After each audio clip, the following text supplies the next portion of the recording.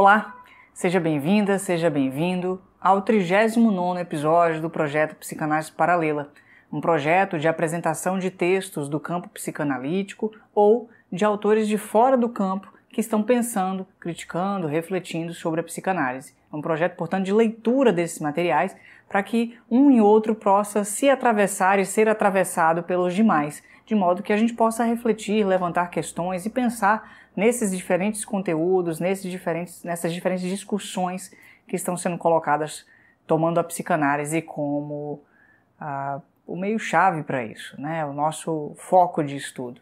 Eu sou Flávio Mendes, sou psicólogo, psicanalista, mestre em psicologia e especialista em psicologia clínica, inclusive recentemente por conta da prova do Conselho Federal de Psicologia e ao longo dessa pandemia toda. No ano passado eu não consegui fazer gravações, foi impossível mexer com qualquer tipo de gravação, eu estava muito cansado ao longo de todo o ano, por conta das situações do próprio consultório, o atendimento online estava sendo muito pesado.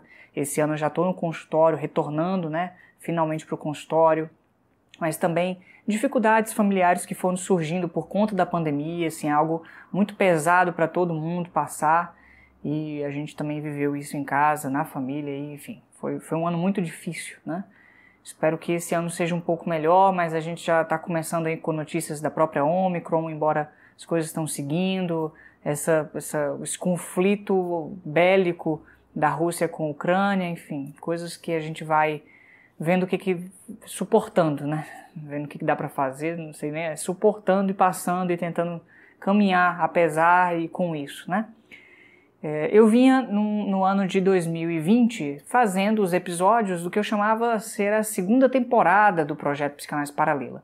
A primeira temporada é do episódio 1 até o episódio 19, até o episódio 25, que é o fragmento da análise de um caso de histeria, tanto que no episódio 25 eu fiz uma articulação de vários textos com o caso Dora, que é o episódio, que é esse grupo de episódios aí do 20 até o 24, e no 25 eu articulei, fui levantando várias questões do percurso que foi a primeira temporada. A segunda temporada foi do episódio 26 até o episódio 38, E a minha previsão era continuar fazendo esse trabalho nos episódios seguintes. Eu estava trabalhando esse livro do Chaim Katz, A Histeria, o caso Dora, Freud, Melanie Klein e Lacan, que é um livro que o Chaim ele organizou com outros autores, outros psicanalistas, e aí cada psicanalista convidado ou grupo de psicanalistas ia falar do caso Dora, o fragmento da análise, a partir da perspectiva do Freud, da Melanie Klein e do Lacan. Então eu apresentei tanto o texto do Chaim Katz, que foi o Freud, o caso Dora e a histeria, nos episódios 34 até 37, 34, 35, 36, 37, isso aí, 4 episódios. No 38 eu apresentei o ensaio sobre estilo em psicanálise do Joel Birman, e eu continuaria agora no 39 com Dora, uma perspectiva kleiniana, do Louis Meyer, Procura Dora, do Ari Reutemann, já entrando no campo lacaniano, Dora e a questão da mulher, Elizabeth Tolipan, Dora e o sintoma, do Paulo Becker, Dora e o discurso histérico, da Diana Mariscal. Eu ia continuar o livro inteiro para a gente poder ver como que esses diferentes autores trabalham o caso Dora. Tanto que eu estou aqui olhando aqui no caso de Melanie Klein, eu tinha lido o primeiro tópico, eu dividi o texto em duas partes, eu tinha lido a primeira parte e ia fazer pelo menos 3 episódios para apresentá-los. E aí, na sequência, eu apresentaria aqui o material do livro do Michael Borch Jacobsen, que é Os Pacientes de Freud, Destinos, no qual ele faz uma narrativa histórica já, com fatos, a partir de entrevistas, documentos, sobre o que aconteceu com os pacientes de Freud, com alguns deles, E aí um deles é a Ida Bauer, que é a nossa Dora. Não sei se dá para ver aí, deixa eu ver se dá para aproximar, mas enfim, a Ida Bauer, e ele conta esse caso a partir dos dados historiográficos que ele tem. O Michael Borch Jacobsen, ele faz uma crítica ao Freud, ele aí apontando que o Freud, aquilo que ele contava no caso não é o que tinha acontecido de fato, e aí tem toda uma discussão importante que a gente poderia pensar a partir disso. Só que o que aconteceu? Quando eu fiquei esse ano inteiro, de 2021, fazendo outros trabalhos, estudando outras coisas, participando de outros estudos, e aí foi impossível voltar a partir daquilo que eu estava caminhando lá para seguir no projeto. Então, eu tentei, pensei, voltei no texto, pensei de novo, só que assim, você já não está mais no mesmo tempo que estava naquele momento. E aí eu desinvesti, né, meu interesse no projeto e decidi reinvestir esse interesse com uma nova roupagem, com novas questões, que são as questões que eu estou trabalhando agora. E eu pensei em encerrar a temporada 2, que era a que eu vinha fazendo. Infelizmente, ela encerra no episódio 38 e fica por isso mesmo. Não vou nem dar um encerramento. O encerramento foi a virada do ano e essa meu pedido de desculpa e minha informação aqui. E eu recomeço o projeto com a terceira temporada. E aí a terceira temporada, eu tenho 2 objetivos maiores a princípio, né? Que são pensar um pouco na situação da psicanálise na época de Freud e ao longo do tempo até chegar onde a gente está. E também pensar a relação da psicanálise com outros campos, em especial com a questão da ciência, com o campo científico. Porque foi um debate importante, eu participei de algumas lives, acompanhei alguns trabalhos, eu acho que isso é um debate bastante importante e valioso para a gente fazer. Então, a terceira temporada vai ser sobre isso, a situação da psicanálise ao longo do tempo e sua relação com outros campos, em especial com o campo da ciência. E para dar o início, o pontapé para isso, eu lembrei, eu tinha lido há bastante tempo e voltei nesse texto, que é um texto que está no volume 18 da Imago, aqui no caso da obra do Freud, chamado 2 verbetes de enciclopédia, ou 2 verbetes de dicionário, a depender da tradução. São 2 verbetes, né? Um deles se chama psicanálise e o outro deles se chama teoria da libido, dos quais eu vou apresentar o primeiro, a psicanálise. Ele está organizado em 29 tópicos, é um texto médio para grande, eu demorei bastante, ele vai durar aí, só de apresentação, esse episódio e o próximo. E eu acho que vai ser interessante para a gente ver a situação da psicanálise em 1922, 100 anos no passado. E eu acho que isso vai ser interessante para a gente fazer essa caminhada ao longo do tempo. Só que eu não vou usar o texto da Imago, porque ele foi feito da tradução do alemão para o inglês e para o português, e aí eu achei o texto da Companhia das Letras, que foi feito do alemão diretamente para o português. Então, se você tem o da Imago, não tem problema, procura aí na internet, você acha também, tem PDF ou TXT, né? TXT não, é doc, né? Documento de Word. E aí você pode acompanhar e é bom que você vai vendo as diferenças de um texto para o outro, tá? Então vou fazer a apresentação aqui. Como eu fiz uma enquete recentemente, né, para saber o que vocês preferem, né? Prefere um texto médio para grande apresentado em um episódio de 2 horas e 40 ou 2 episódios de 1 hora e 20? E aí a maioria das pessoas votou por 1 hora e 20 em 2 episódios, então por isso eu estou dividindo o texto, vou fazer 3 episódios. Os 2 primeiros para apresentar o texto e o terceiro episódio, como eu sempre venho fazendo, para poder discutir, refletir, pensar a respeito do texto e a gente levantar um conjunto de questões. Vai ser bom porque você pode colocar nos comentários as suas questões para a gente ir construindo isso, tá ok? Ele é um texto que eu acho que vai ser interessante porque vai nos dar um panorama muito valioso do que estava acontecendo com a psicanálise naquele momento. Como eu disse antes, assim, ele é um texto escrito em 1922 pelo Freud e publicado em 1923. Eu vou dar um contexto dele para a gente poder pensar, tá ok? Vou tirar um tempinho só para situar o texto para você. Antes disso, se puder, acho que é muito importante, curta o vídeo, marca a inscrição, marca o sininho também, porque isso faz com que o material circule pelas indicações do YouTube. Isso é muito valioso. Não é por uma questão dos patrocínios, né, que vão lá, merchandise, que vai ajudando, até porque é um valor muito pequeno e eu não trabalho com foco em receber a minha renda do trabalho do YouTube. Na verdade, minha renda vem do trabalho com o consultório e com os cursos. Então, esse trabalho aqui é um trabalho voluntário, é um trabalho com muito desejo, com muito prazer em estar realizando. Apesar de todas as falhas, eu tive falha demais para voltar, assim, muitos erros, problemas no áudio, problema de vídeo. Hoje mesmo para gravar já gravei errado algumas coisas, porque eu estou retomando e aí muda uma tecnologia para outra, eu tenho que aprender a tecnologia, tenho que mexer tudo de novo, isso é muito trabalhoso. Estava conversando assim, pensando sobre isso, assim, eu tenho que saber do texto, preparar o texto, mas preparar também tudo que está aqui ao meu redor, o áudio, o vídeo, a imagem, a qualidade, tudo, fazer tudo funcionar para que você tenha a melhor qualidade possível. E eu estou interessado em que seja a melhor qualidade possível para que as pessoas se instiguem, estudem, participem e se envolvam, tá? Então, por isso, É nesse sentido que é um trabalho voluntário, um trabalho importante que eu acho que é valioso para quem está na rede. Muitas discussões na internet são empobrecidas e eu queria enriquecer essas discussões e eu espero que você goste disso e participe comigo. Então, curta, participe, coloque seus comentários. Tá lendo o texto comigo, não gostou, ou achou esquisito, ou ficou com uma dúvida, põe nos comentários, eu faço questão de responder, tira um tempo, às vezes demora um pouco mais ou menos, mas eu faço questão de responder para a gente poder conversar, tá bom? Tudo isso só para pedir a sua participação na curtida, no comentário, na inscrição, no sininho aqui comigo no canal e a gente seguir adiante, tá bom? Então o texto, ele foi escrito em 1922 e publicado em 1923 num dicionário de sexologia. Isso para mim já é muito interessante porque isso mostra como que a psicanálise de Freud, diferentemente da do Lacan, por exemplo, que eu vou falar um pouco mais do Lacan nessa temporada, a psicanálise de Freud era uma psicanálise que dialogava muito com a sexologia, porque a base da teoria freudiana é a base a partir da teoria sexual. Então, isso não existe no campo lacaniano mais. A noção de sexualidade foi tomada de outras maneiras no campo lacaniano. E aí era um dicionário que não era da psicanálise, era um dicionário de sexologia, no qual Freud colocou 2 verbetes da sua teoria, do seu campo, melhor dizendo, né? Porque ele está falando de muito mais coisa do que a teoria. Ele foi publicado em 1923, escrito em 22, antes do texto O Eu e o Isso, o Ego e o Id, que é fundamental para a mudança de uma leitura do Freud, que é a leitura estrutural. Ele tinha, do ponto de vista topográfico, né?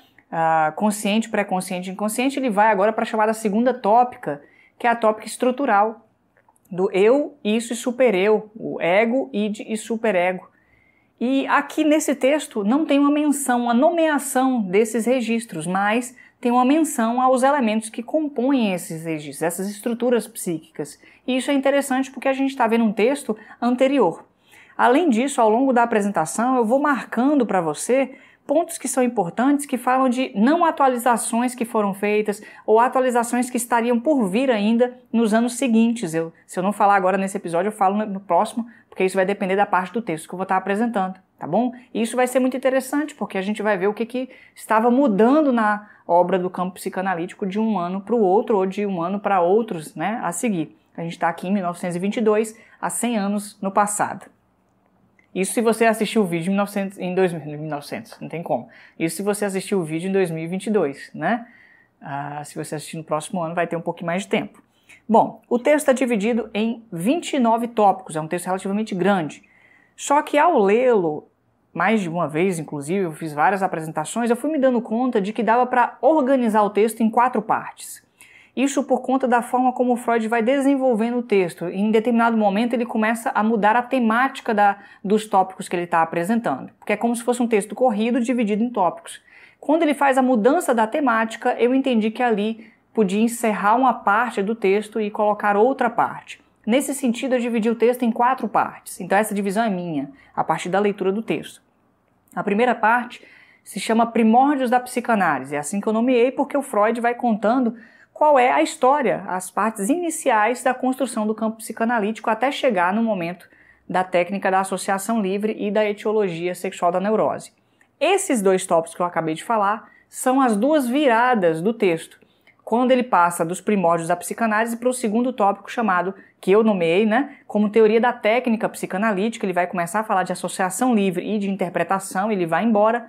E mais à frente ele faz uma nova virada no texto quando ele começa a sair desse tópico da técnica e entrar no tópico da etiologia psicossexual da neurose, sua teoria da sexualidade infantil e como isso vai se desenvolvendo ao longo da infância e da puberdade.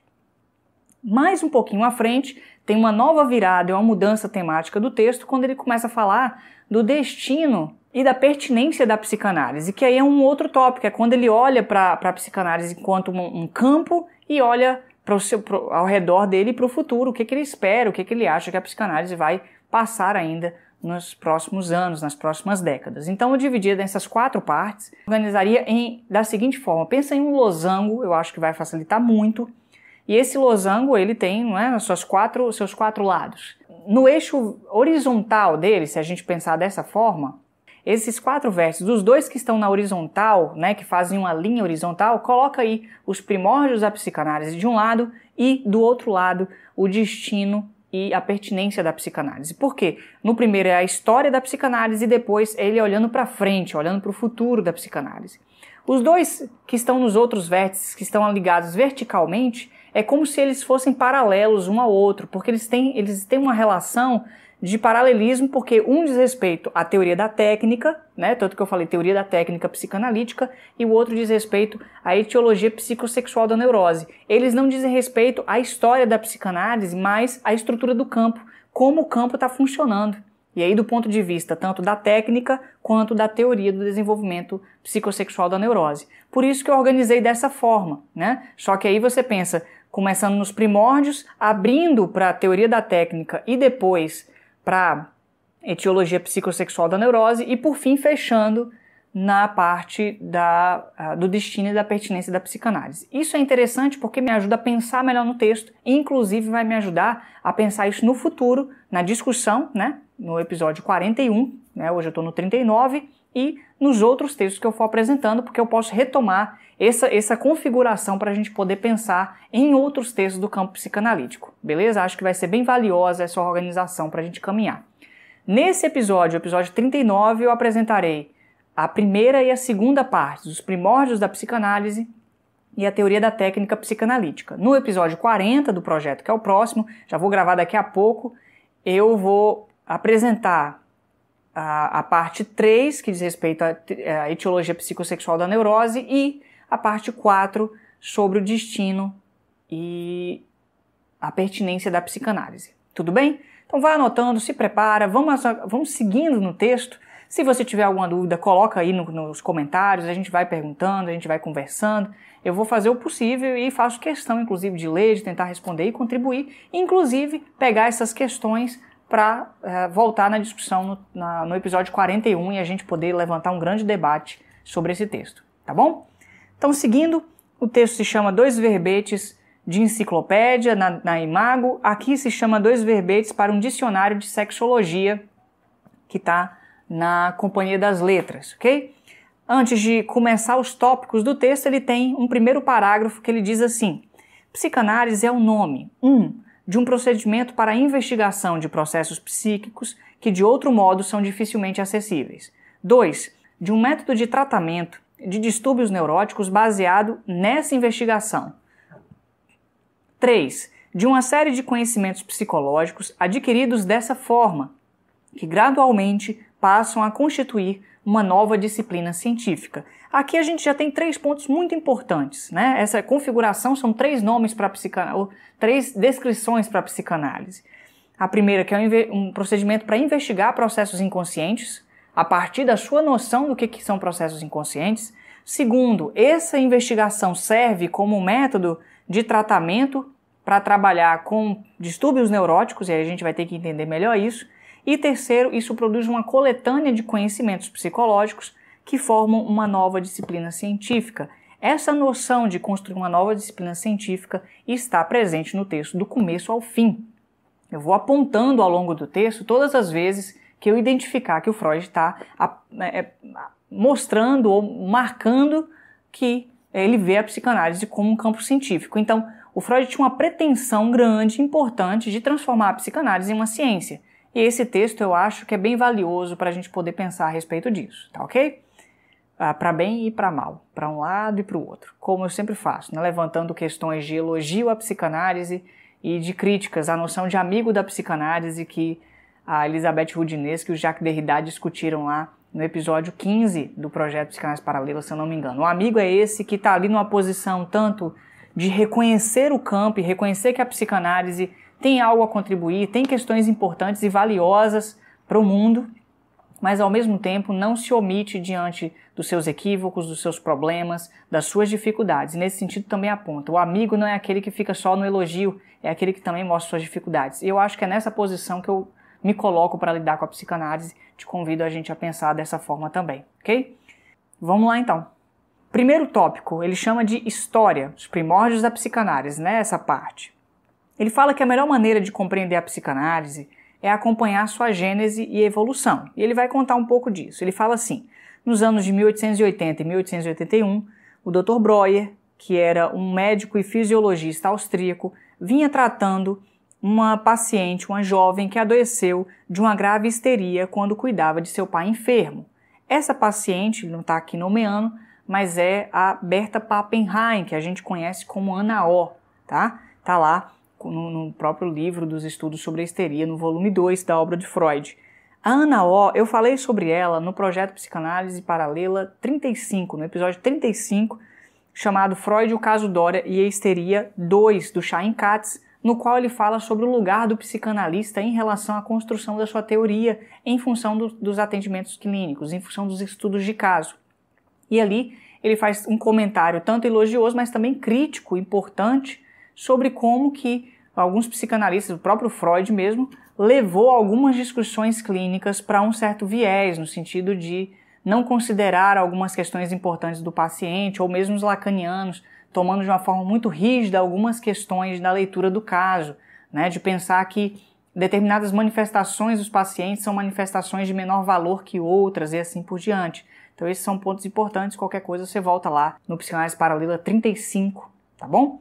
Dando sequência, ele fala o que sofria essa moça. O quadro clínico compunha de paralisias motoras, então o corpo paralisado por algum motivo, uma parte do corpo ou outra, inibições, e aí imagina inibições em termos de dificuldade de se falar, de se manifestar, enrijecimento do corpo, né?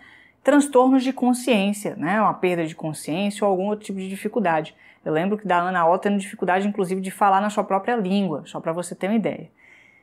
Esses são alguns dos sintomas da histeria naquele tempo, do quadro clínico da histeria naquele momento. O quadro da histeria, hoje, ele não é mais diagnosticado na área de psiquiatria e saúde mental dessa forma, mas permanece sendo trabalhado no campo psicanalítico, principalmente por conta das atualizações que o Lacan fez com a teoria da neurose e, por consequência, da histeria e da obsessão.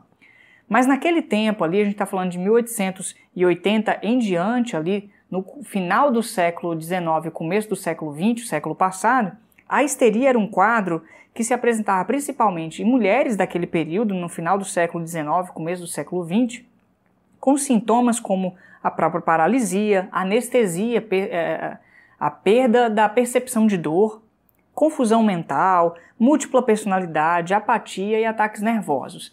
A histeria, ela foi ao longo das décadas, principalmente nos anos 40 em diante, sendo classificada de outras formas na psiquiatria. E aí ela foi sendo tratada como transtorno somatoforme, transtorno dissociativo, transtorno de despersonalização. Ela foi sendo pulverizada em outras formas de classificação de transtornos nos manuais diagnósticos e estatísticos de transtornos mentais, que são os DSM, DSM 1, 2, 3. Hoje a gente já está no 5. Mas na psicanálise manteve a terminologia. Então esse é um ponto que eu já vou discutir no episódio 41, sobre a mudança dos diagnósticos, das classificações dos padecimentos, como a psicanálise ficou em relação a isso, como está na psiquiatria, etc. Okay? Então o Breuer hipnotizou a paciente e conseguiu, informando a ela os estados de espírito e os pensamentos que a dominavam, e dessa forma ela voltava à sua condição psíquica normal. Repetindo sistematicamente o mesmo procedimento laborioso, olha aí essa expressão que remete ao campo empírico-científico, tá? E aí a replicação desse tratamento com a própria paciente, né, repetindo essa mesma ação, ele teve sucesso em livrá-la de todas as suas inibições e paralisias. Está dizendo que são todas aqui. Teve, portanto, um grande êxito terapêutico e inesperados conhecimentos sobre a natureza da enigmática neurose. Mas o Breuer, naquele tempo, se absteve de levar adiante isso, e quando Freud voltou de Viena em 1886, né, mais ou menos 5, 6 anos depois, porque ele estava lá estudando com o Jean-Martin Charcot, um médico e cientista francês que estava se reapropriando da hipnose como um método científico, né, a hipnose era sempre muito mal vista na época, como algo místico, etc. O charlatanismo, imagino, né? E ele estava sendo trazida como um método importante para pensar os sofrimentos histéricos, e aí um tipo de histeria específica, não a que o Freud e o Breuer estavam tratando, eu vou discutir isso já. O Freud se entusiasmou com isso e levou o Breuer adiante, propôs que eles pudessem escrever a respeito desses casos.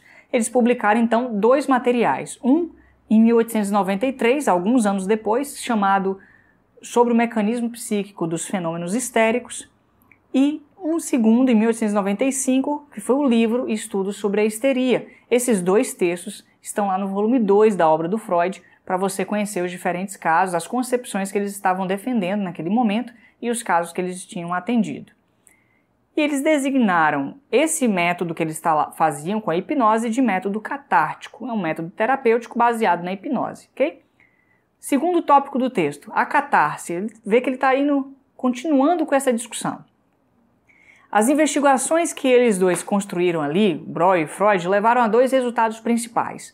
Esses resultados, ele diz, não foram abalados pela experiência posterior. Olha aí a questão do trabalho clínico, fazendo novas experiências, atendendo os pacientes, né, no sentido de replicando o método, e nesse sentido, esses resultados não foram abalados. Ali, mais uma vez, a noção empírico-científica. Quais foram os resultados? O primeiro deles é que os sintomas histéricos têm importância e significado, não são coisas, fenômenos, sintomas sem valor, funcionando como substitutos para atos psíquicos normais. Ou seja, no momento em que atos psíquicos normais de representação, de lembrança, memória, afeto, etc., não se produzem, eles são de alguma forma escondidos, o que aparece no lugar são os sintomas histéricos, ok? Então, os sintomas histéricos permitem entender o que estava acontecendo ali. O segundo resultado é que, ao desvelar o sentido oculto dos sintomas histéricos, se acompanha aí a remoção dos sintomas, fazendo coincidir a investigação e o esforço terapêutico. Então, a investigação da pesquisa científica e o esforço terapêutico funcionam como coincidentes, né? São o mesmo processo. As observações foram feitas numa série de pacientes tratados da mesma forma que a primeira paciente de Breuer. Olha aí, a noção de replicação do experimento científico. Várias pacientes foram tratados da mesma forma que essa paciente de Breuer foi. Portanto, foi uma replicação desse experimento e, nesse sentido, elas foram colocadas em hipnose profunda e os êxitos pareciam esplêndidos, até que depois revelou-se o lado frágil. Ele vai falar daqui a alguns tópicos qual que é o lado frágil. As concepções deles dois eram influenciadas pelos ensinamentos do Charcot sobre a histeria traumática e apoiavam-se nas pesquisas do Pierre Janet, que era um discípulo do Charcot.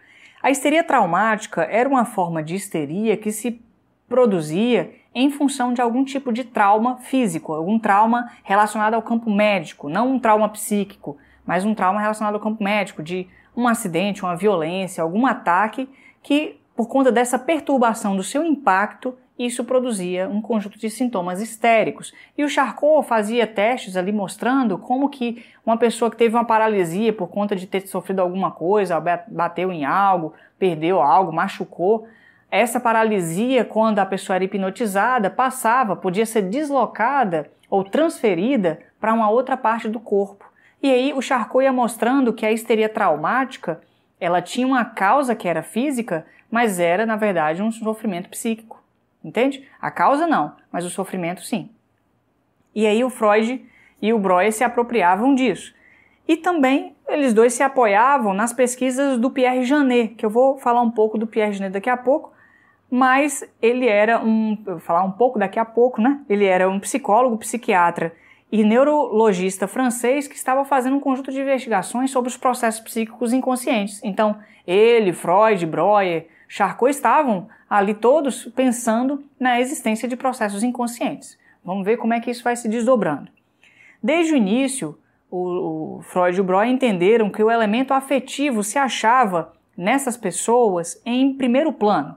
Os sintomas histéricos apareciam quando um processo psíquico carregado de intenso afeto era de alguma forma impedido de acertar-se pela via normal, de chegar então nesse sentido à consciência e à mobilidade. A pessoa não vivia essa carga de afeto, ou seja, não abreagia. Abreagia é um termo que o Freud cita que diz respeito a experimentar esse afeto, esse sentimento de afeto na própria consciência, tomá-lo ali e também no próprio corpo, lidar com ele.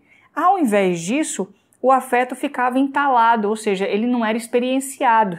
E nesse sentido, entrava por outras vias e encontrava a inervação somática, ou seja, aquilo que não é vivido no psiquismo, seja na própria consciência ou na mobilização, na ação, no ato, no pensamento ou no ato, na teoria do Freud, pelo menos nessa base teórica inicial, nos primórdios, era convertido somaticamente para o corpo e virava um sintoma histérico. Percebe que agora tem uma passagem, já não é mais uma histeria traumática, o trauma já não é mais um trauma físico, o trauma está mudando de campo para se tornar um trauma psíquico, tá?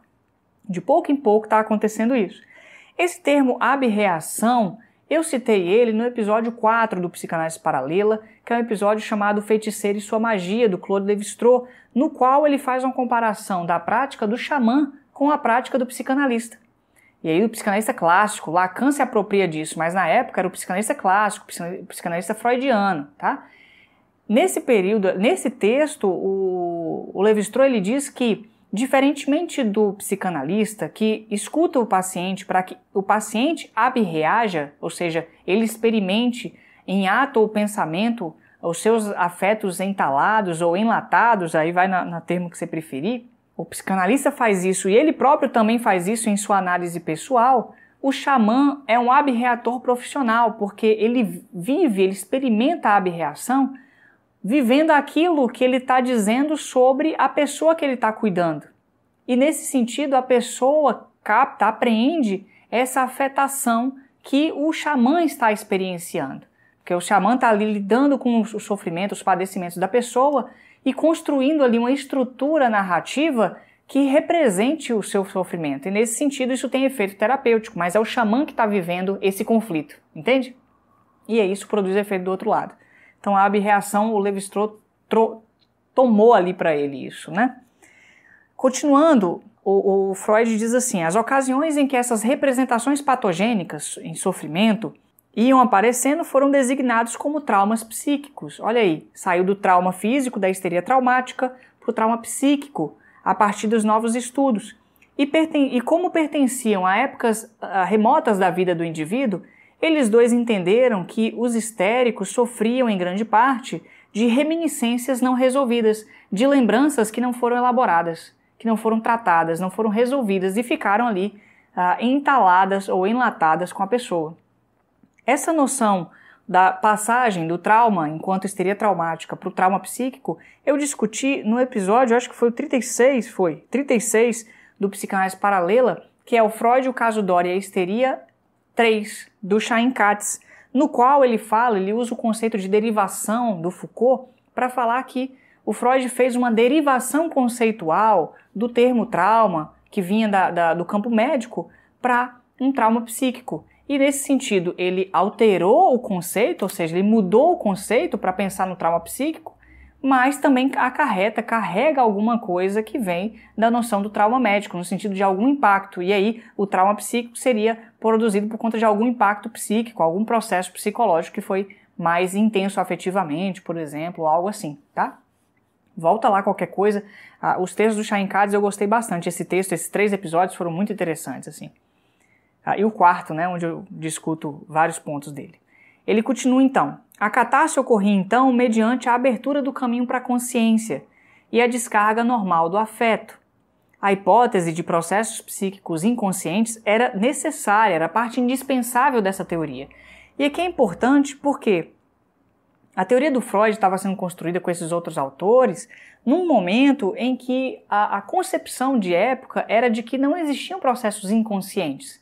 Existia a filosofia ou a psicologia da consciência, isso faz parte da história da psicologia, que entendia que existiam processos mentais conscientes. E o que não é processo mental consciente, o que não faz parte da consciência, são processos fisiológicos, processos orgânicos.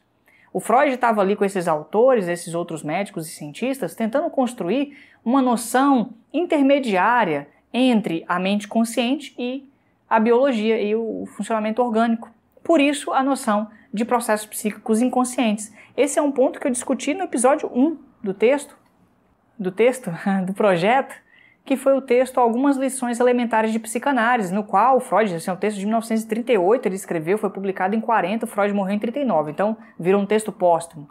Ali ele estava recontando um pouco sobre a psicanálise e ele conta nesse texto, ele fala nesse texto sobre como ele estava ali o tempo todo se situando contra a filosofia da consciência ou a psicologia da consciência que não aceitava a noção de processos psíquicos inconscientes. Então essa foi a grande batalha freudiana ali de inserir a noção de inconsciente, onde num período histórico só se entendia que existia a mente e os processos orgânicos, tá bom? Obviamente, hoje isso já está dado, a gente entende que existem processos inconscientes, inclusive a teoria do Freud foi bastante criticada porque não se adequa ou não modificou em função de outras compreensões, de outras considerações. O Lacan mudou a teoria e levou para uma outra via, mas a teoria do Freud não. Ele continua. O Pierre Janet também tinha trabalhado com atos inconscientes na vida psíquica, mas, segundo dizia, ele não pretendia indicar nenhum ponto de vista novo.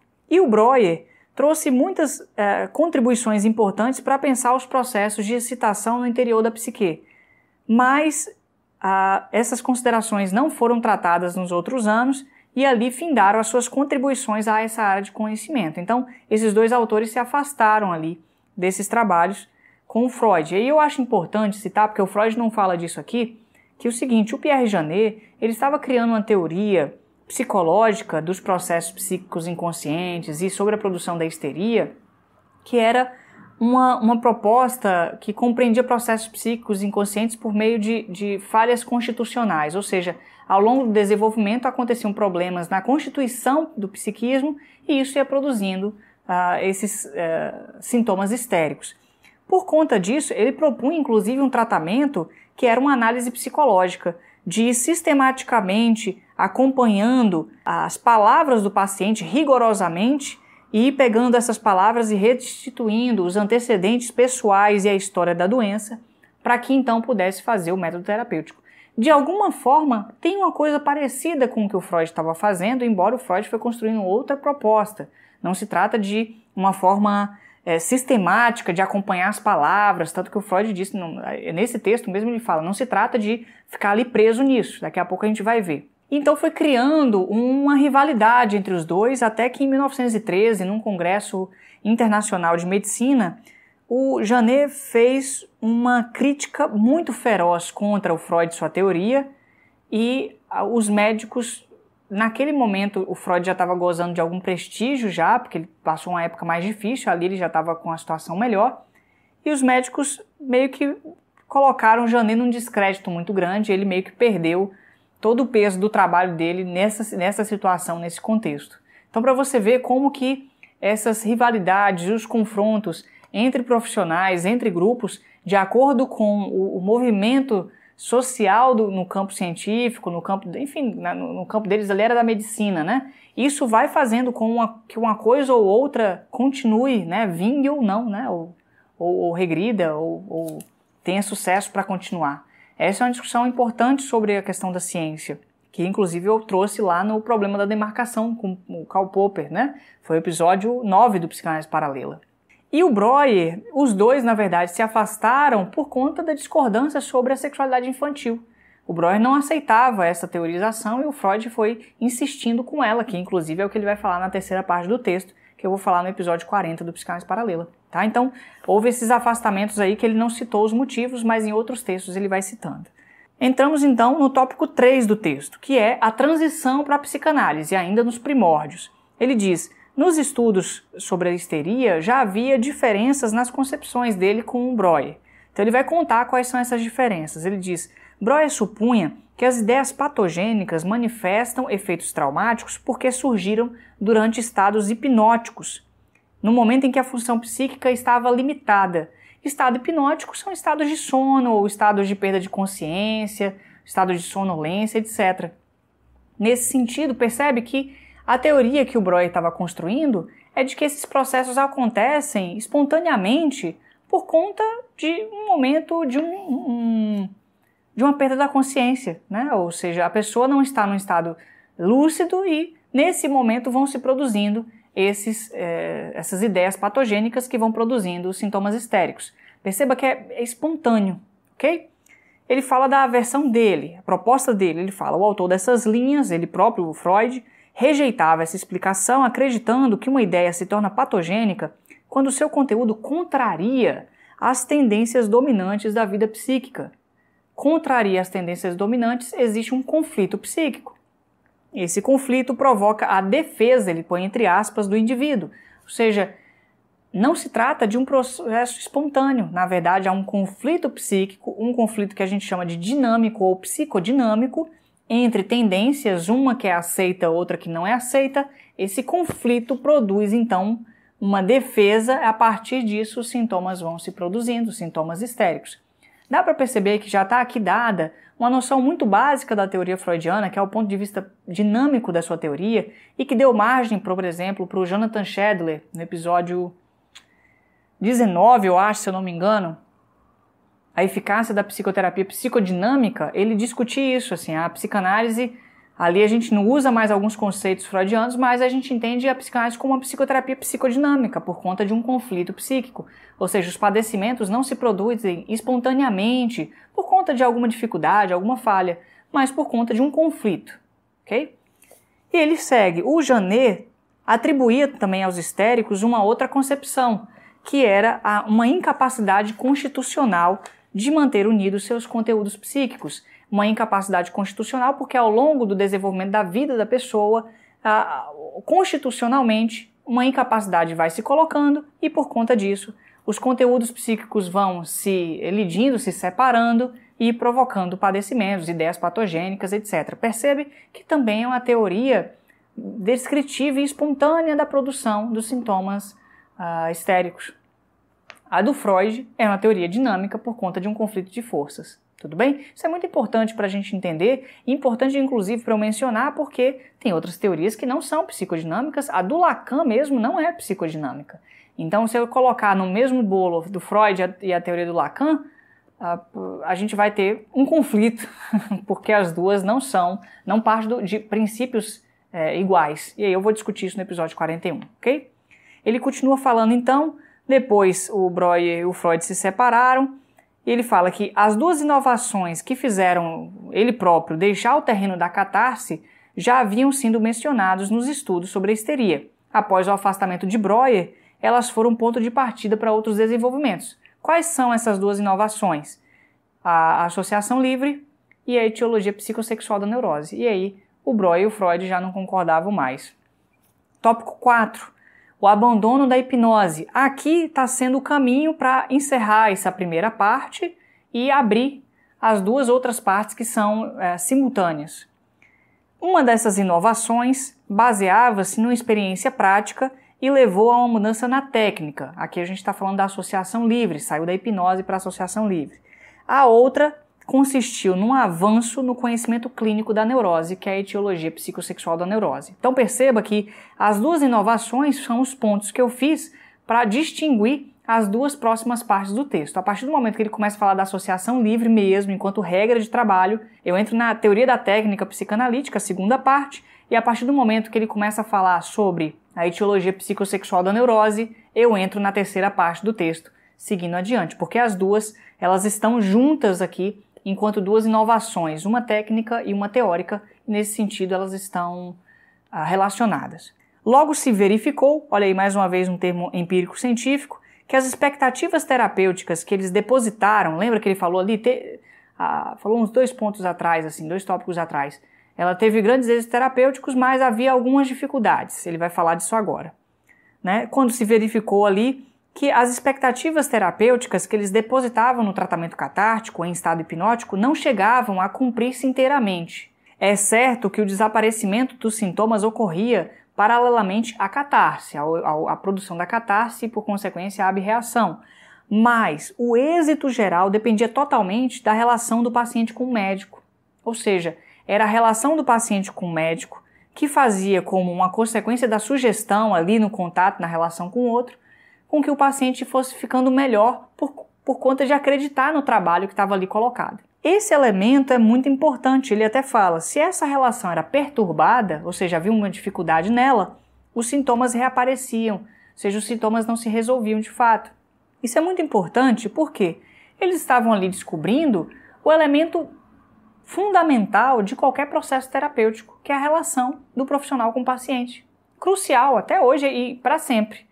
Ou seja, na relação do médico com o paciente, do psicólogo ou do psicanalista com o paciente, com o analisando, do professor com o aluno, da gente aqui, de certa forma, está embutida, implicada essa relação que se produz. E essa relação tem um efeito importante no envolvimento do paciente com o processo. Então, quando a gente vai ver, por exemplo, hoje as discussões de eficácia terapêutica, quais são os elementos importantes para que uma terapia seja importante, seja eficaz, a relação do profissional com o paciente é o elemento chave, básico, para que tudo mais se realize. Tudo bem? Sem ela, não funciona. A gente está falando aqui do rapport, da boa relação entre ambos. Isso aqui eu falei em muitos materiais do Psicanálise Paralela. Por exemplo, lá no episódio 3 do Oliver Sacks, né, que é o Whittick Ray, que ele conta a história do Ray, que era uma pessoa que tinha síndrome de Tourette, e num determinado momento ele entra em contato com o Oliver Sacks e tal, e o Oliver Sacks propõe um tratamento medicamentoso para reduzir um pouco os sintomas, os tiques e xistes da crise, né, da síndrome. E o paciente, o Ray, não aceita, ele toma o medicamento, mas ele fica muito ruim. E aí o Oliver Sacks entende que é porque ele tem uma dificuldade de reconhecer e pensar como seria a vida sem a síndrome de Tourette. Então ele propõe ao Ray que eles fizessem um trabalho que pudessem conversar sobre o que ele achava da síndrome, como poderia ser sua vida sem a síndrome, e quais eram seus sentimentos, etc. E isso foi terapêutico. Ou seja, a confiança e a relação que ele construiu junto com o Oliver Sacks para conversar, seguindo as propostas que o Sacks estava fazendo, fizeram com que ele pudesse trabalhar de uma outra forma a sua relação com a síndrome de Tourette e viver melhor, lidando, obviamente, usando os medicamentos, etc. Eu também falei isso no episódio 4, que eu citei há pouco, do Feiticeiro e Sua Magia, do Levi-Strauss, falando que o que faz o xamã ter um efeito terapêutico na relação com a pessoa que ele está tratando não é um poder da técnica em si, mas é o lugar social que o xamã ocupa para essa pessoa. Ou seja, é importante pensar o lugar social como impactando no poder, na influência que o profissional, que o xamã, quem seja, tem em relação àquele outro. Por isso que a gente fica muito mais envolvido quando a gente tem uma relação melhor com um profissional ou outro. A gente fala da influência que esse profissional vai ter, porque a gente já está ali, de certa forma, aberto ou aberta para essa pessoa intervir no que a gente está trazendo. Então esse é o básico também do processo. Eu também falei disso no próprio episódio 19, que o Jonathan Scheller fala sobre a eficácia da psicoterapia psicodinâmica, no momento que ele está discutindo lá que um dos elementos ativos e importantes do processo psicanalítico é o trabalho sobre a relação entre o analista e o paciente. Então isso é crucial no trabalho, é uma discussão bastante interessante que ele traz.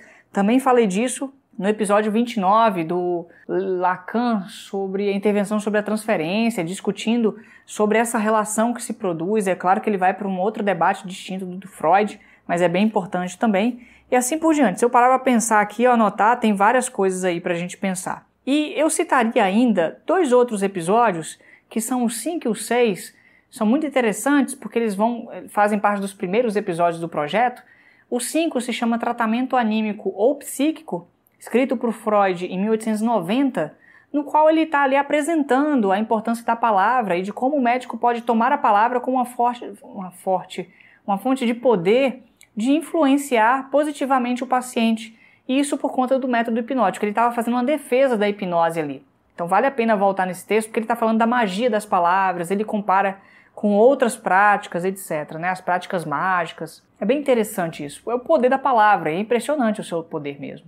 O outro texto é o que eu apresentei no episódio seguinte, no episódio 6, que é Sugestão e Psicanálise, um texto de 1910, 11, não lembro, no qual o Ferenczi faz uma discussão diferenciando o trabalho da sugestão hipnótica do trabalho psicanalítico, e essa discussão tá ali, todas essas duas, né, falam da hipnose e do abandono da hipnose, que é esse tópico que o Freud está trazendo aqui agora. Então acho que vale a pena voltar lá para se aprofundar nesse tópico do texto. De certa forma, cada um dos tópicos ou alguns tópicos se juntam apontando para um ou outro texto que eu posso estar te indicando, alguns que eu falei aqui e outros que estão nas obras por aí, ok?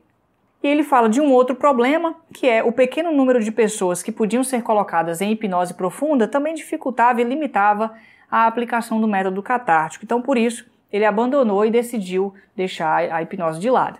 Nesse período, ele foi pensando em outras formas de trabalho, isso inclusive lá na época dos estudos sobre a histeria, porque a gente vê a mudança da técnica e a própria associação livre naquele momento. Ele entra então no tópico 5, que é o tópico associação livre. Nesse tópico ele diz assim: o estado hipnótico havia provocado uma expansão da capacidade de associação do paciente, de tal forma que ele conseguia achar o caminho que levava do sintoma aos pensamentos e lembranças relacionados a eles.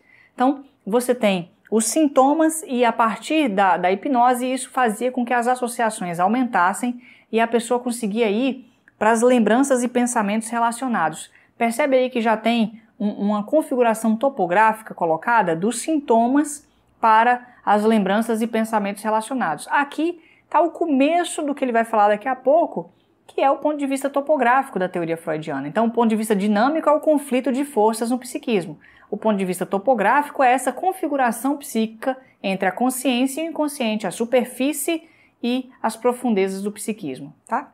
Ele diz que ele se viu numa situação sem saída, mas lembrou de uma demonstração que um médico e neurologista francês, o Hippolyte Bernheim, ou Hippolyte, eu não sei como é que fala, Bernheim, que ele trabalhava com um método de hipnose, testando, escrevendo sobre isso, e o Freud tinha feito tradução do livro dele. O Bernheim disse de que as coisas vivenciadas durante o sonambulismo não eram esquecidas de fato, só na aparência que eram, e a qualquer instante podiam ser reconduzidas à lembrança, se o médico assegurasse com firmeza que o paciente a sabia.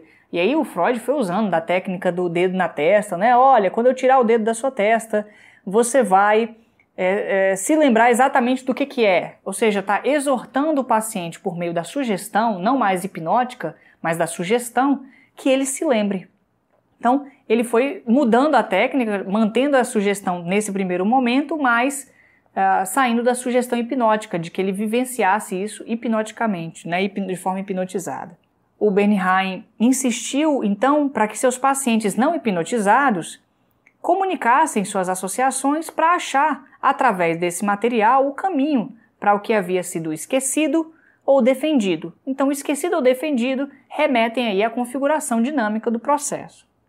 Mais tarde, ele notou que não precisava dessa insistência, porque emergiam muitos pensamentos espontâneos no paciente, ou seja, esses pacientes vinham espontaneamente na medida em que ele ia falando e eram impedidos de serem comunicados ou mesmo de chegar à consciência por objeções da própria pessoa, ou seja, a pessoa fazia objeções aos seus pensamentos, ela não conseguia falar tudo livremente, ela tinha algum tipo de restrição, vergonha, julgamento, etc.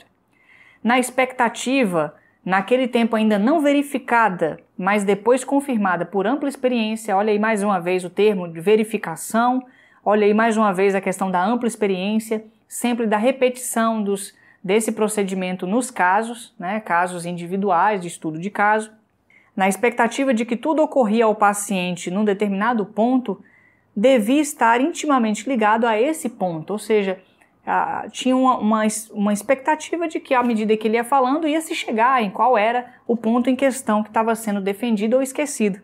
Chegou-se então, por conta disso, a uma técnica de educar o paciente na renúncia de toda atitude crítica e de utilizar o material de pensamentos espontâneos, assim trazido à luz, para desvelar os nexos buscados, ou seja, educar o paciente para que ele entendesse qual era o método e, por consequência, fosse buscando, falando das suas associações para encontrar os nexos entre eles. Aí a gente tem a associação livre e ele termina esse tópico dizendo que, sem dúvida, era necessário uma forte confiança no estrito determinismo da psique, do psiquismo. E isso teve participação na escolha dessa técnica para substituir a hipnose. O estrito determinismo da psique, ou o estrito determinismo psíquico, diz respeito a que todo ato psíquico é causado por algum outro processo psíquico. É uma forma associativa de pensar os processos psíquicos. Diferentemente de você entender que um processo psíquico é causado por um processo fisiológico ou orgânico. Entende essa diferença? Qualquer coisa põe no comentário aí, porque esse é um ponto muito importante para a gente entender. O Freud aqui fez uma modificação muito importante, muito crucial, que é, se eu entendo que esses processos psíquicos são causados por processos orgânicos, eu preciso entender os processos orgânicos. Se eu entendo que esses processos psíquicos são causados por outros atos psíquicos, no sentido de que uma ideia leva a outra, leva a outra, leva a outra, e a gente pode chegar da ideia mais complexa à ideia mais simples, ou no sentido de mais profunda, para falar assim, ele está fazendo uma modificação valiosíssima para a sua nova teoria. E aí, já não é mais uma teoria do determinismo fisiológico, ok? Encerramos, então, a parte dos primórdios da psicanálise, a primeira parte do texto. A gente caminha agora para a segunda parte do texto que eu nomeei de teoria da técnica psicanalítica, porque agora ele vai começar a desdobrar a apresentação sobre a técnica. Ele diz assim, tópico 6, a regra técnica fundamental. E aí agora a associação livre vira uma regra técnica fundamental. Esse procedimento da associação livre foi desde então mantido no trabalho psicanalítico. Olha o que ele diz, abre aspas aí. O tratamento tem início convidando-se o paciente a se pôr no lugar de um auto-observador atento e desapaixonado, a ler apenas a superfície de sua consciência, obrigando-se por um lado à completa sinceridade e por outro lado não omitindo nenhum pensamento que lhe ocorra, mesmo quando 1. Sinta-o como algo muito desagradável, ou quando 2. Tenha de julgá-lo absurdo, 3. Muito insignificante, 4. Sem relação com o que se busca. Percebe aí que ele está dizendo, fale, relate seus pensamentos como se a gente estivesse simplesmente acompanhando, vendo-os passar na paisagem, narrando tudo o que está passando. Porque se você fica com vergonha, se você julga, se você acha desagradável e não fala, a gente não vai acessar os seus pensamentos. E isso é extremamente difícil, é muito difícil, a gente falar tudo o que está na nossa cabeça. Por isso o divã vai sendo importante, por isso esse deslocamento do olhar vai sendo importante, por isso o analista sempre está apontando nessa direção para o paciente, é importante, porque a gente sempre vai chegando a hora e vai ficando com vergonha, vai tentando se corrigir, não era isso que eu queria dizer, vê algo aqui, mas eu estou com vergonha, eu não queria falar agora, eu não queria falar dessa forma. Isso é extremamente comum de acontecer. Então a gente não é livre, a gente não se sente livre nem com os próprios pensamentos. E a regra técnica que o Freud estava construindo é, seja livre para falar tudo que passa na sua cabeça. Ok? E aí, obviamente, para isso vai procurando os nexos associativos entre um pensamento e outro. Se verifica a partir disso, olha aí mais uma vez o termo de verificação, tem vários no texto. As ideias que provocam as objeções mencionadas geralmente têm valor especial para descobrir o que foi esquecido, porque ele então está buscando o nexo causal entre essas ideias que estão sendo associadas no tratamento. A gente encerra então o tópico 6 e vai para o tópico 7. E aqui a gente vai ficar uns 3 tópicos falando desse novo assunto que é a interpretação, que é crucial também e que faz parte do campo psicanalítico, principalmente freudiano. É muito importante na proposta freudiana, foi modificada completamente na proposta lacaniana. Tópico 7, a psicanálise como arte da interpretação. Ele diz assim, a nova técnica mudou de tal forma o quadro do tratamento, levou o médico a uma relação tão nova com o paciente, gerou tantos resultados surpreendentes, que foi justificado recorrer a um novo nome para distinguir esse procedimento do método catártico lá e do método da abreação, que era por meio da hipnose. O presente autor escolheu a denominação de psicanálise para esse modo de tratamento e pôde assim estender para outras formas de distúrbio neurótico. Então, isso aqui é bem o texto do Ferenczi, o texto do episódio 6, sugestão hipnótica de um lado versus a psicanálise e a associação livre de outro lado. Distúrbio neurótico é um tipo de distúrbio que implica um padecimento que é caracterizado por perturbações nervosas que vão surgindo sem uma lesão orgânica, porque aí não seria um distúrbio neurótico dos nervos, seria um distúrbio orgânico, ou por algum tipo de perturbação psíquica, algum tipo de conflito, dos quais o indivíduo é consciente, ele vai lá e está lidando com isso, mas ele não sabe como resolver isso. A noção de neurose faz parte da psicanálise desde sempre. Ela foi alterada dentro da teoria lacaniana, então o termo de neurose, psicose e perversão ganhou outras composições ao longo da proposta lacaniana, mas ela se mantém no campo psicanalítico. No campo da psiquiatria, a psiquiatria se apropriou da distinção entre neurose e psicose que Freud fez. Ele vai falar de psicose no final do texto. Por enquanto ele está falando só da neurose. Os primeiros 2 DSMs, no Manual Estatístico, Diagnóstico e Estatístico dos Transtornos Mentais, eles se apropriaram dessa distinção psicanalítica, neurose histérica, neurose obsessiva, mas chegando no DSM-3, que já mudou a forma para uma forma de classificação em função dos sintomas, criando eixos que seriam sem uma teorização de base, uma teorização etiológica, muito mais descritivo classificatório para pensar e compor os quadros, aí foi um abandono da teoria psicanalítica e até hoje, que já está no DSM-5, já não se trata mais, já não tem mais essa forma de concepção. Então, por isso que você vai ver psicanalistas falando de neurose, psicose e de perversão, enquanto profissionais da psiquiatria aí que trabalham com o DSM tratando de outras formas, com outras classificações, transtorno obsessivo-compulsivo, transtorno somatoforme, transtorno de angústia, transtorno borderline, etc. Okay? Esse é um tema importante, eu vou voltar no episódio 41 para falar disso. Essa psicanálise, aí ele continua apontando para a psicanálise do começo, e depois ele vai falar da psicanálise de agora, dos anos de 1922. Essa psicanálise era primeiramente uma arte da interpretação. E impôs-se a tarefa de aprofundar a primeira das grandes descobertas de Breuer, que é a seguinte: os sintomas neuróticos seriam um substituto significativo de outros atos psíquicos que não se realizaram. Eu já falei disso no comecinho que o Freud contou. Cabia então apreender o material dos pensamentos espontâneos do paciente como se apontasse para um sentido oculto, adivinhar esse sentido a partir dele. Então, já não se trata mais de hipnotizar e depois contar o que a pessoa falou, mas de escutar as associações e, a partir da relação dos nexos entre elas, adivinhar o que está oculto ali. Percebe que a arte da interpretação freudiana é uma arte de adivinhação, a adivinhação do oculto, ok? O que é algo para a gente pensar.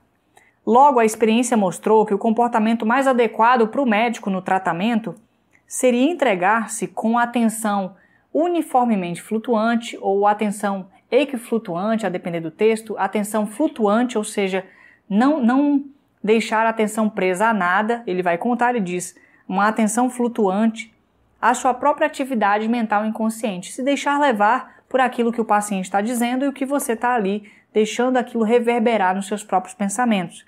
Evitar ao máximo a reflexão e a formação de expectativas conscientes em termos de escolher uma coisa e outra.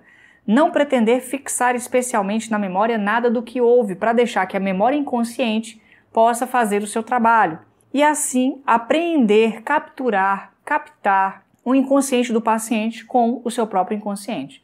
Aqui ele fala disso, isso em outros textos ele fala que é como se o psicanalista fosse uma caixa acústica que reverbera aquilo que o paciente fala de volta para ele, para que ele possa pensar. Então o inconsciente do analista funcionaria também como uma forma de ajudar no trabalho. Só que para isso, obviamente, ele vai ter que se preparar e o Freud daqui a pouco vai falar sobre isso. Então, se percebia, quando as circunstâncias não eram desfavoráveis, que os pensamentos espontâneos do paciente aludiam, tateavam em direção a um tema determinado, na medida em que ele ia associando. E bastava arriscar um passo adiante para se adivinhar o que estava oculto ao próprio paciente e comunicá-lo a este. Sem dúvida, esse trabalho de interpretação não podia ser formulado em regras estritas, em manuais, né? E deixava amplo espaço para o tato e para a habilidade do médico, que ia ali conduzindo, tateando as questões que iam se colocando. Mas isso ia sendo conjugado com a imparcialidade e a prática, chegando normalmente a resultados confiáveis. A noção de resultado confiável aqui é bastante delicada, né? Porque cada um vai fazendo individualmente no estudo de caso, como saber se é confiável ou não, né? Mas eu vou discutir melhor no episódio 41.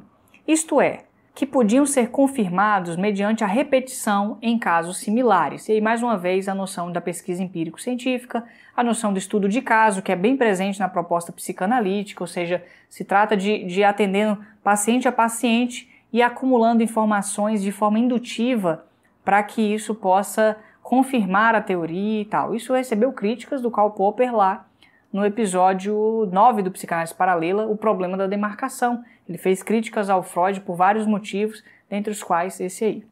Num tempo em que tanto que ele está apresentando ali o seu método, o que é o método de falseabilidade, né? O método hipotético dedutivo, a partir do qual você tenta falsear a teoria. Ao invés de indutivamente tentar confirmar sua teoria, você vai, na verdade, tentando encontrar formas de não refutá-la. Se você conseguir refutá-la, é uma teoria ruim. Então você tem que encontrar e mostrar que ela não está sendo refutável, embora ela possa ser. Mas, enquanto não foi encontrada uma forma de refutá-la de fato, por conta de ela estar conseguindo encaminhar, ela ainda está funcionando como uma boa teoria, né? Daí o método de falseabilidade. Se eu estiver equivocado, me ajuda aí a lembrar e corrigir, tá bom?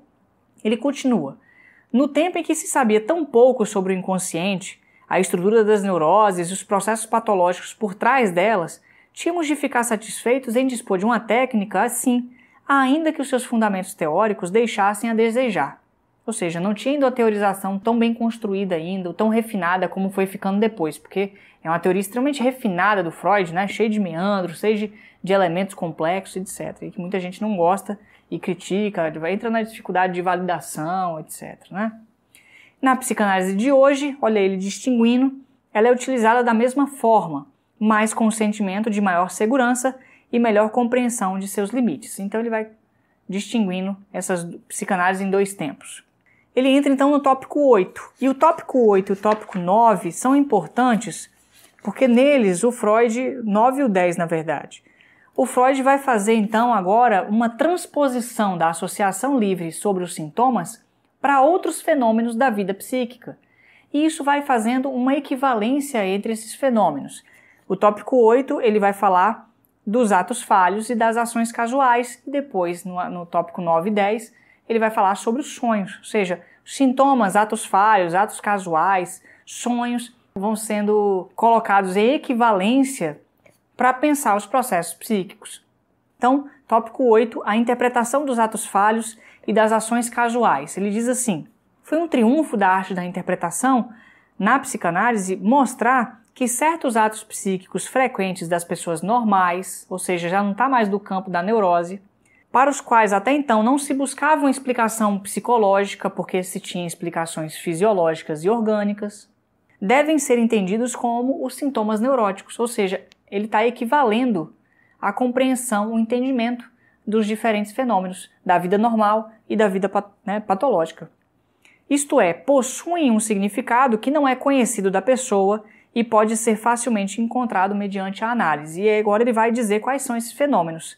O esquecimento temporário de palavras e nomes familiares, o esquecimento de propósitos, os atos falhos ao falar, ler, escrever, perder ou pôr fora de lugar objetos, certos erros, atos aparentemente casuais em que a pessoa prejudica a si mesma, movimentos realizados de forma habitual, como que não intencionalmente e de brincadeira, melodias que cantarolamos sem pensar e assim por diante. Tudo isso, se for subtraído, olha aí, a explicação fisiológica, nos casos em que se tentava oferecê-la, foi mostrado como rigorosamente determinado, olha aí o determinismo psíquico, e percebido como manifestação de intenções suprimidas da pessoa ou consequência do choque de duas intenções, olha aí o conflito dinâmico, das quais uma era inconsciente de forma duradoura ou temporária. Então aqui ele está tirando, suprimindo a explicação fisiológica e trazendo uma explicação psicológica para esses fenômenos, equivalendo os sintomas aos atos falhos e atos casuais da vida normal de uma pessoa. Isso é interessante, eu falei disso no episódio 27, que é Determinismo, Crença no Acaso e Superstição, que é o último capítulo do texto do Psicopatologia da Vida Cotidiana. Está lá no volume, se eu não me engano, no volume 6 da obra do Freud. Nesse último capítulo, ele vai explicar qual é o conceito que ele está construindo para pensar esses atos e fenômenos casuais. Nesse sentido, pensando nisso, ele vai dando um conjunto de explicações psicodinâmicas para eles, da mesma forma que ele está dizendo aqui.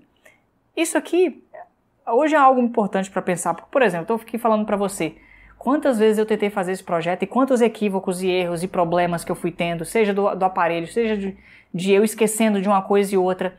Então, aqui é nesse sentido que o Freud está falando. Se a gente pegar esses atos, esses esquecimentos, essas trocas de palavras e levarmos para análise, a gente vai encontrar uma causa psicológica para eles, não uma causa fisiológica, não uma causa orgânica do tipo, o cansaço, o que pode ser também. Mas se você traz uma causa orgânica, não precisa da causa psicológica. É isso que ele está falando lá no que eu apresentei no episódio 27.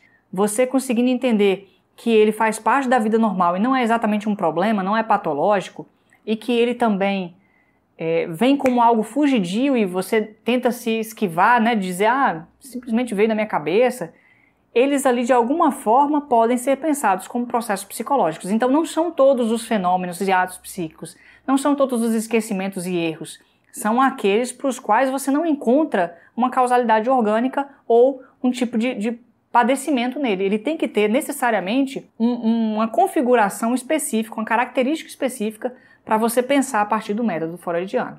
tudo bem? Isso é muito valioso, é muito importante pensar isso, porque a gente acaba misturando tudo sem reconhecer o que ele está dizendo como os critérios importantes para pensar esses fenômenos. Então ele segue dizendo: a importância dessa contribuição foi grande para a psicologia. O âmbito do determinismo psíquico foi ampliado de maneira imprevista. O suposto abismo entre o funcionamento psíquico normal e o patológico foi reduzido. E isso aqui é o grande mérito da proposta freudiana, é que ele não é que ele inventou grandes coisas, monstruosas, mudou a vida de tudo, não. Ele, na verdade, conseguiu aproximar um conjunto de discussões que antes eram antagônicas. Ele trouxe à baila um conjunto de debates que não eram acessíveis, não eram acessados, não eram permitidos. Aqui, por exemplo, quando ele faz essa aproximação, ou seja, tira o abismo entre o antagonismo da vida do funcionamento normal e do funcionamento patológico, ele está fazendo esses dois funcionamentos se aproximarem e sai das classificações que criam antagonismos binários entre uma coisa e outra. E olha que o Freud fez muito isso, mas ele vai juntando nos pacotes. Então isso aqui é uma discussão, por exemplo, que vai bater lá no Georges Canguilhem com o livro O Normal e o Patológico, que é uma discussão maravilhosa, impressionante. Pelo menos é assim que eu leio. E que eu acho crucial, acho fascinante esse debate. Tá? Ele vai continuar falando, é que eu fico fascinado com essa discussão aqui. Quando eu terminei o texto lá, ele conclui isso aqui no Psicopatologia da Vida Cotidiana, e é muito legal isso. Isso é uma reflexão muito valiosa. Para além de todos os problemas que a teoria dele traz, etc. Ou algum elemento e outro. Então, reduziu esse abismo entre o funcionamento psíquico normal e o patológico e deu um vislumbre do jogo de forças, olha aí mais uma vez, forças psíquicas que imaginávamos existir por trás dos fenômenos. E mais uma vez o conflito psicodinâmico ou conflito dinâmico, o ponto de vista dinâmico da metapsicologia. Por fim, entramos de posse de um material adequado para despertar a crença na existência de atos psíquicos inconscientes, inclusive nas pessoas para quem a hipótese de que uma psique inconsciente parece algo estranho e mesmo absurdo. E aí olha ele mais uma vez defendendo em relação à concepção de que não há atos psíquicos inconscientes, porque os atos psíquicos inconscientes seriam, na verdade, processos fisiológicos. Então ele está fazendo uma crítica a isso, ele está trazendo uma outra concepção para pensar a partir da noção de determinismo psíquico e de equivalência, de atos psíquicos normais e patológicos. E aqui tem um ponto importante no final desse tópico, antes de ir para o seguinte, da interpretação dos sonhos, que é o tópico 9, que ele diz assim: o estudo dos próprios atos falhos e ações casuais, que a maioria de nós tem muitas oportunidades de fazer, é ainda hoje a melhor preparação para adentrar a psicanálise. Então, é a análise dos próprios atos falhos e processos psíquicos que faz com que a pessoa tenha uma boa entrada no campo psicanalítico. Não é uma formação teórica em si, uma graduação em psicanálise que vai dar conta disso. A análise pessoal é muito importante. E isso aqui é importante a gente pensar ainda hoje, Um outro ponto que ele fala também é que no tratamento analítico, a interpretação dos atos falhos tem seu lugar como meio para desvelar o inconsciente, junto à interpretação das associações, que é incomparavelmente mais importante. Então perceba, o trabalho analítico implica a interpretação das associações em relação aos sintomas, a interpretação dos próprios atos falhos ao longo desses relatos e agora a interpretação dos sonhos, que é o próximo tópico. Ele entra então no tópico 9, que se chama a interpretação dos sonhos, e agora ele vai falar dessas manifestações. Ele está saindo do volume 6 da Psicopatologia da Vida Cotidiana e voltando para os volumes 4 e 5 da interpretação dos sonhos. Ele diz: abriu-se um novo acesso às profundezas da vida psíquica, quando a técnica da associação livre foi aplicada aos sonhos, próprios ou de pacientes da análise. E que eu fiquei pensando assim, por que será que ele falou de sonhos próprios ou de pacientes? Ele está querendo mostrar, ele queria justificar, validar mais o seu trabalho. Isso me lembrou, por exemplo, esses cientistas que são cobaias dos seus próprios estudos, como se fosse uma forma de obter mais conteúdo, já que não tem como fazer com outros. E aí, por exemplo, a Marie Curie e o Pierre Curie, que em 1901 investigavam ali a radioatividade, usavam, mexiam, manipulavam, escreviam. Inclusive, seus escritos não podem ser nem manuseados sem uma proteção, porque tá ali impregnados com o rádio, Então, acho que é isso, assim, esses cientistas que treinaram, que se colocaram como cobaias. Por exemplo, também o médico cirurgião Jesse Lazer, que foi o estudioso da malária e da febre amarela, que em 1900 fez a inoculação nele próprio e morreu, né? Ou o cirurgião Werner Fossmann, que em 1929 anestesiou o braço e ele usou um catéter que ia da veia até o coração. Ele ganhou o Nobel, inclusive, por isso. Então, estou me perguntando se o Freud não se colocou nesse lugar, que seria uma forma de validar a sua proposta diante dos médicos, dos outros que estavam ali acompanhando suas apresentações. Hoje isso não faz tanto sentido, porque existem outras formas. Eu vou discutir isso no episódio 41. Mas é algo importante para a gente pensar se não fazia parte de um contexto daquela época, da formação dos cientistas na virada do século XIX para o século XX, tá? E ele diz assim, na verdade, o melhor e a maior parte do que sabemos dos processos das camadas psíquicas inconscientes, olha aí, camadas psíquicas inconscientes, a gente já está entrando aqui no ponto de vista topográfico, ele foi ampliando o ponto de vista topográfico da sua metapsicologia. Então a psicanálise devolveu ao sonho a importância que nos tempos antigos lhe era geralmente atribuída, mas lida de outra forma com eles. Qual que é a outra forma de lidar? Ao invés do analista ficar na função do intérprete do sonho, ele transfere esse trabalho para o paciente, para o sonhador, perguntando a ele quais são as associações que ele tem com cada elemento do sonho. Perceba então que vai quebrando o sonho, analisando enquanto quebrando o sonho em várias partes e associando com cada uma delas e depois disso, com esse novo material que vem, juntar e fazer a interpretação. Prosseguimos, chegamos a pensamentos que correspondem inteiramente ao sonho, mas que revelam-se porções genuínas e completamente inteligíveis da atividade mental desperta. E agora ele vai falar qual que é essa distinção entre esses pensamentos. Ele fala assim, o sonho lembrado, que é chamado de conteúdo onírico manifesto, ou seja, onírico vem de sonho, né? Então, o conteúdo manifesto do sonho é o sonho lembrado, é o que a gente lembra quando a gente acorda, se contrapõe aos pensamentos oníricos latentes, que são os pensamentos latentes do sonho. Você vê que ele separa conteúdo onírico, manifesto, conteúdo de pensamento latente.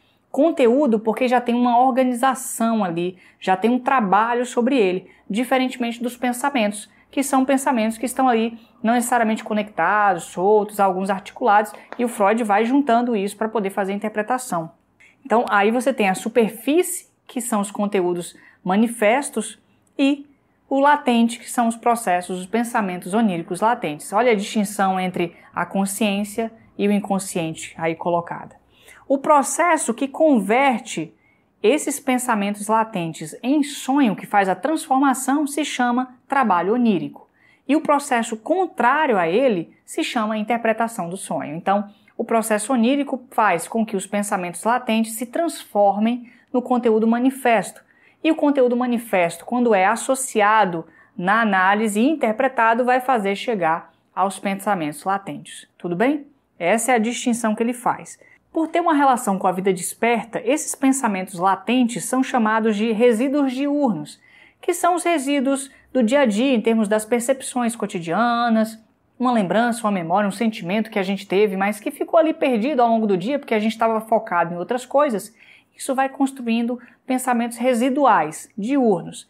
Esses pensamentos que são resíduos diurnos, eles são peculiarmente condensados, que é o primeiro mecanismo de formação dos sonhos, vários deles são condensados em uma coisa só, deformados mediante o deslocamento das intensidades psíquicas, ou seja, a intensidade de um pensamento latente passa para outro e esse outro é condensado e vai para a formação do sonho. Então, é possível entender um pensamento se deslocando para outro, o deslocamento diz respeito à carga psíquica que está ali colocada, à energia, e aí você tem o ponto de vista econômico, e eles também são arranjados por meio da representação em imagens, ou seja, esses pensamentos se tornam imagens, produzindo sonho, assim como são sujeitos a uma elaboração secundária que busca dar um sentido e coerência ao novo produto. Você tem aí os 4 elementos importantes, sejam os 2 mecanismos de formação do sonho e esses outros 2 mecanismos que são importantes para construir aí a formação dos sonhos na teoria freudiana.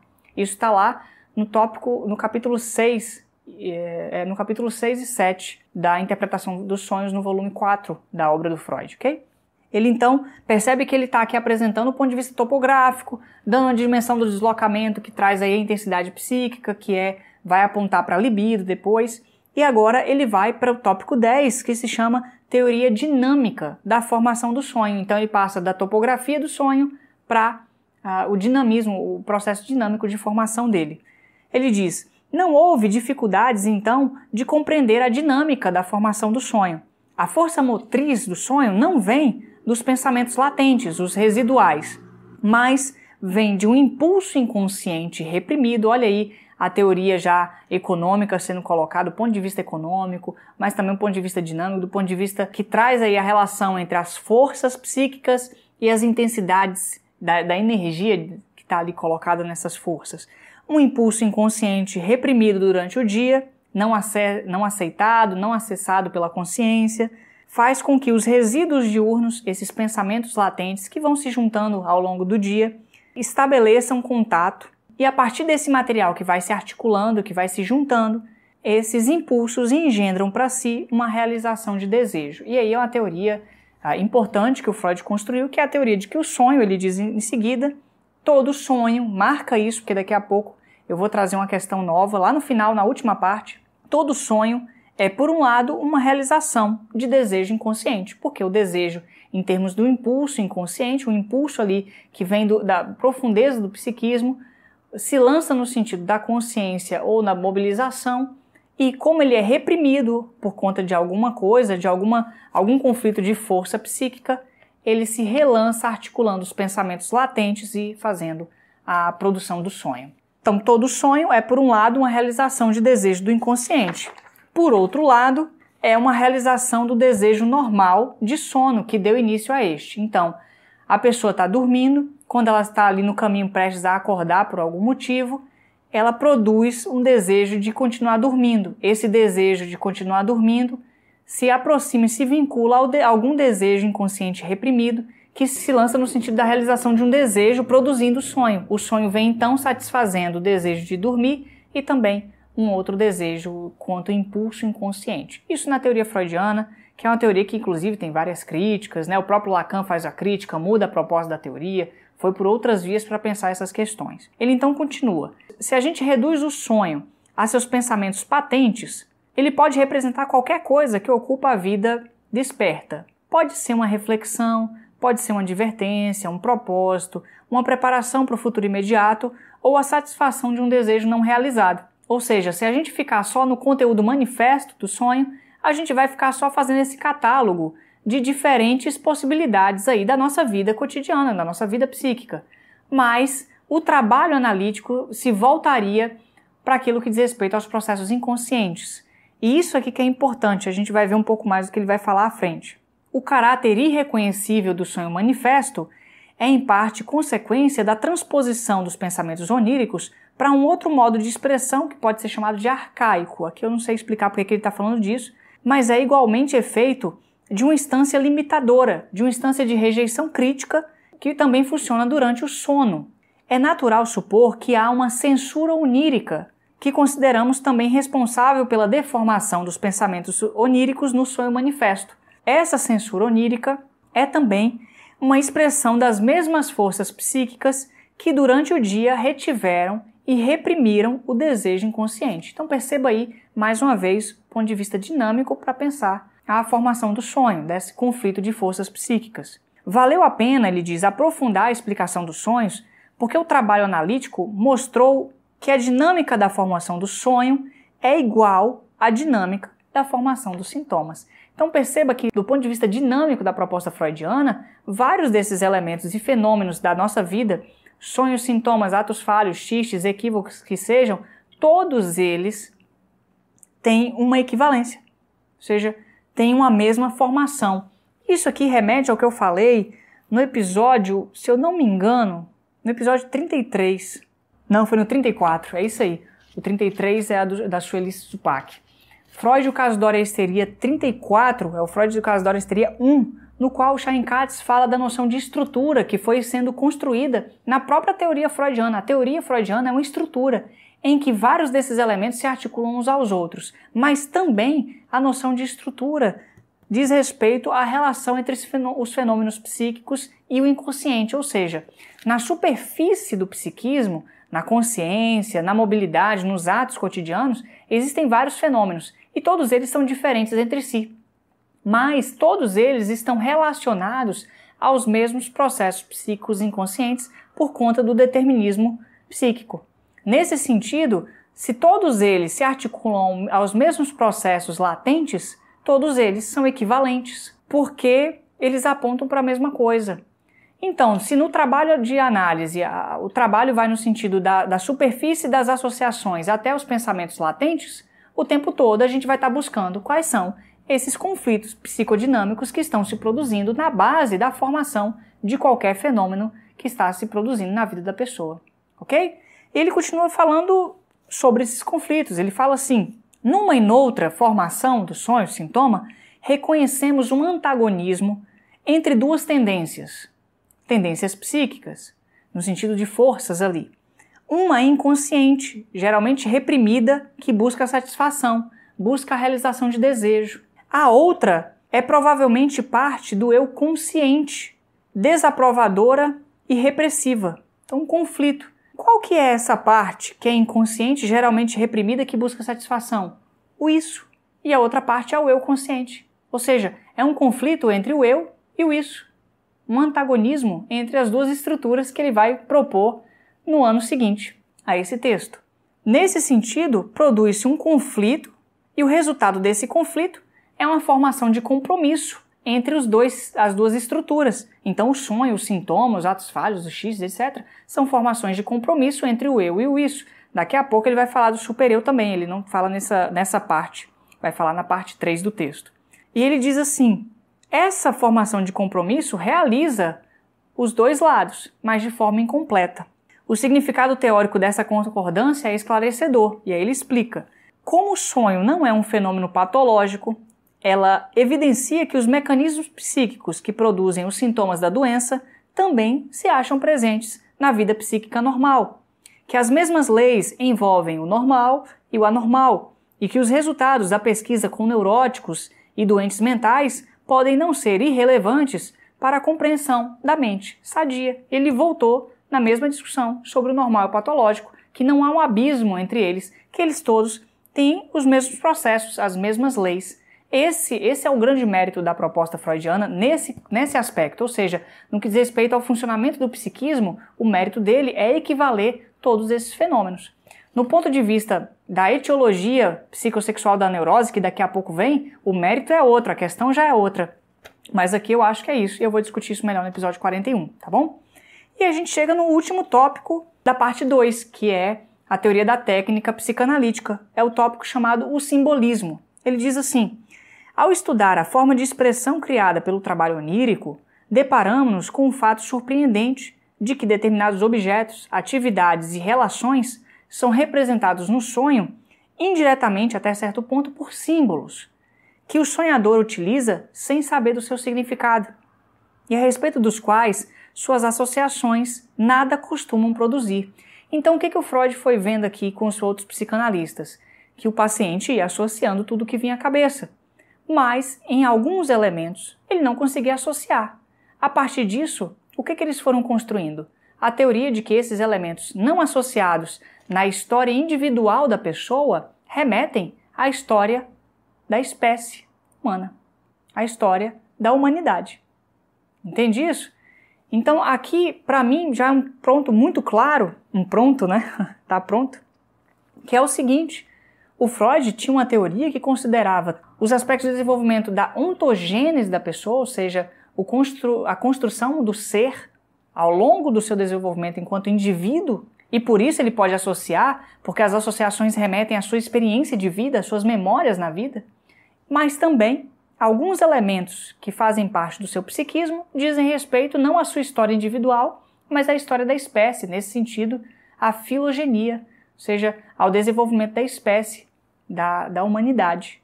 E aí, esses são símbolos. Percebe aí um ponto muito importante, eu vou comentar daqui a pouquinho, deixa eu continuar esse trecho para a gente terminar. Se você nunca tinha pensado nisso, entenda que o Freud fala disso também. A tradução deles, como o paciente não consegue associar, tem de ser dada pelo analista. Olha aí a exceção que o Freud e os psicanalistas foram criando. Que somente pode achá-la empiricamente, olha lá, através de inserções experimentais no contexto, ou seja, ali junto com o paciente, o analista vai de pouco em pouco inserindo esses elementos para ver o que ele pode construir a partir disso. Verificou-se depois que a linguagem, a mitologia e o folclore contêm abundantes analogias com os símbolos oníricos. Olha só, se os símbolos oníricos são do sonhador e eles têm uma ampla analogia com a linguagem, que faz parte de todas as culturas humanas, todas as sociedades humanas, a mitologia, idem, e o folclore também, percebe que ele está articulando ontogênese e filogênese? Ok? Tendo relação então com problemas interessantíssimos ainda não resolvidos, os símbolos parecem ser fragmentos de uma antiga herança psíquica. Herança psíquica, a gente está falando de hereditariedade, a gente está falando de genética, a gente está falando de desenvolvimento da espécie, tá bom? O âmbito do simbolismo comum ultrapassa aquele da linguagem comum. E aqui é um ponto importante, porque ele está dizendo que o simbolismo é maior que a questão da própria linguagem. E aqui tem várias questões. Vou falar de algumas para deixar aqui situado para eu voltar depois no episódio 41.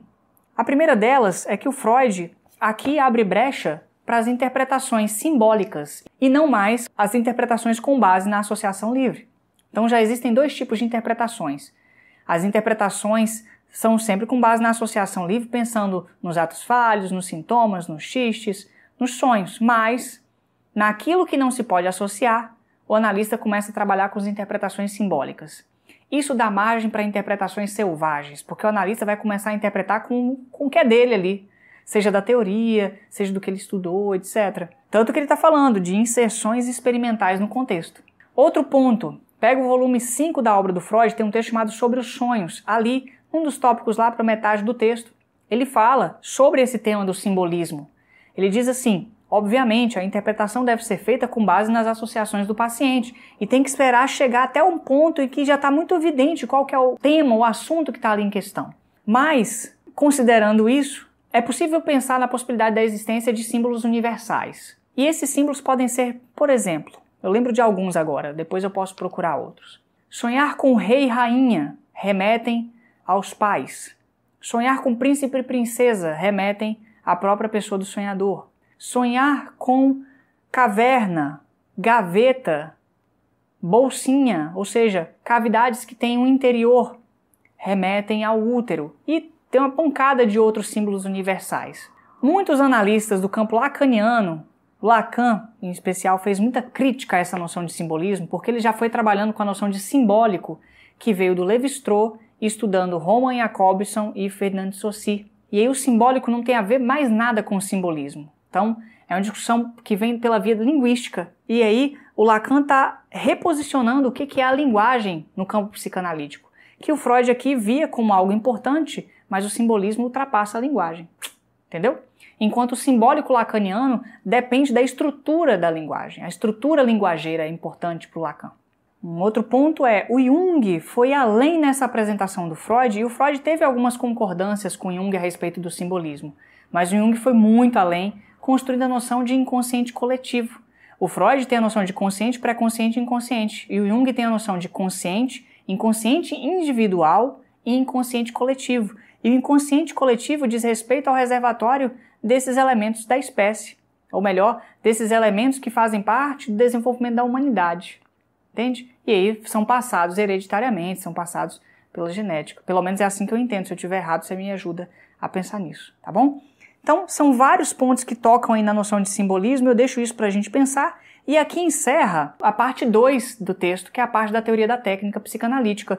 A continuação é quando ele vai entrar no tópico 12, falando da etiologia da vida sexual, que eu nomeei a partir daí uma parte inteira chamada a etiologia psicossexual da neurose. Mas eu vou encerrar aqui e continuo com essa discussão no episódio 40 do Psicanálise Paralela. Então é isso. Apresentei essas duas partes. Fica com essa organização de losango para a gente poder pensar daqui para frente. Essas 4 partes aí. Daqui a pouco eu já vou gravando e aí você vai ver o que para mim é em 5 minutos. Para você são 2 semanas, 1 ou 2 semanas.